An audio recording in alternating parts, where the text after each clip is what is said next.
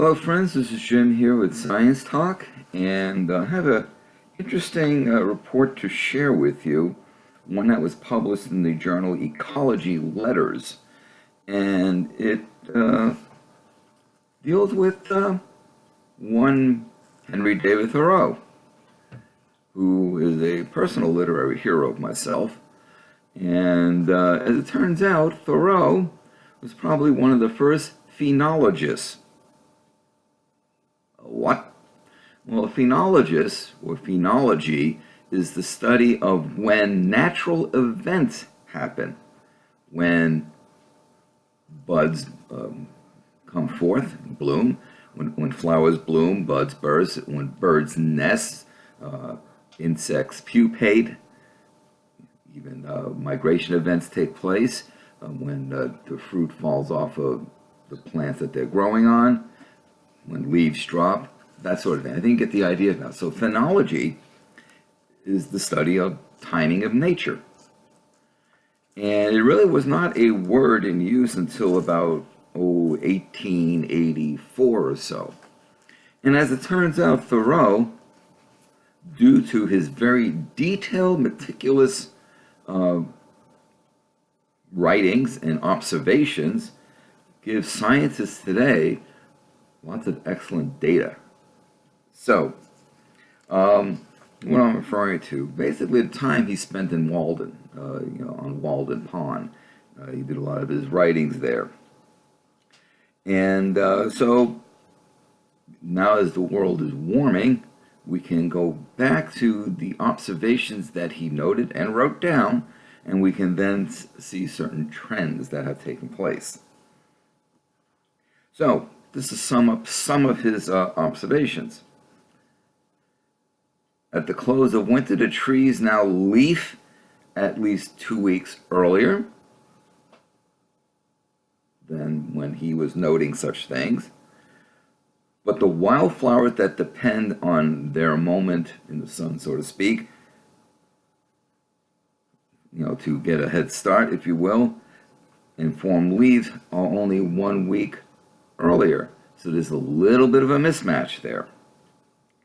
So what am I referring to? I'm referring to when he observed the oaks, aspens, the goldenrods, pinweeds, when these things were blooming, and the timing, what day of the year that they did. So researchers from Tennessee, Massachusetts, Maine, and New York State, they combed through his records, and they were the ones responsible for publishing this in the journal Ecology Letters. That around, they looked at the observations around Walden in 1852 with a sequence of observations made in 37 separate years up to 2018. So basically, they're looking at the observations in 1852 as sort of a baseline. And then they also, while they looked at those reports and observations, they conducted their own field experiments in a Pennsylvania forest. And they basically concluded that wildflowers could not keep pace. So Dr. Mason Heberling, who is a botanist at the Carnegie Museum of Natural History in Pittsburgh, who is also the lead researcher, states that combining our work from Pittsburgh with Thoreau's data revealed an overlooked yet critical implication of how our changing climate is affecting native wildflowers that many people like. So, more than 5 years ago, scientists used his nature notes to confirm that woody plants around Walden Pond were leafing up to 18 days earlier. And obviously driven by climate change. Temperatures on average around Concord, Mass have been rising by around 3 degrees C since Thoreau left his cabin. So if spring happens earlier for the trees of the canopy than it does for the shrubs of the understory, then the wildflowers have less time for photosynthesis and are placed at a disadvantage in the competition for growth. Basically, what they're getting at there is if the trees leaf out sooner in the upper canopy, the leaves will block sunlight from reaching those vegetations down below, putting those vegetation at a disadvantage. The evidence seems to suggest that climate change could already be limiting wildflower abundance. If fewer blooms ripen, then there will be less seed for following years.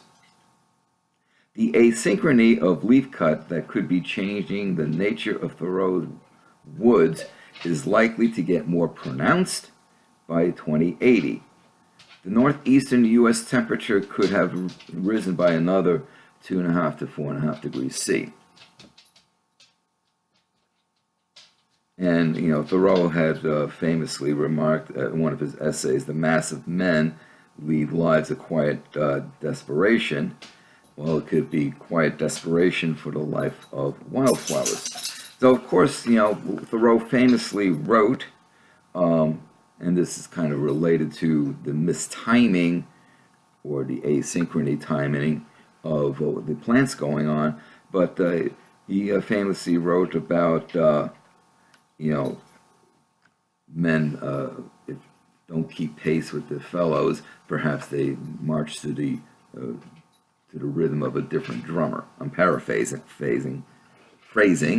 but that's in essence what he's saying, is that certain people don't do what everyone else does or do things differently.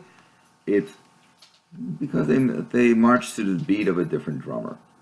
And that saying that he said has always resonated with me, because I have always kind of been a nonconformist myself throughout most of my life.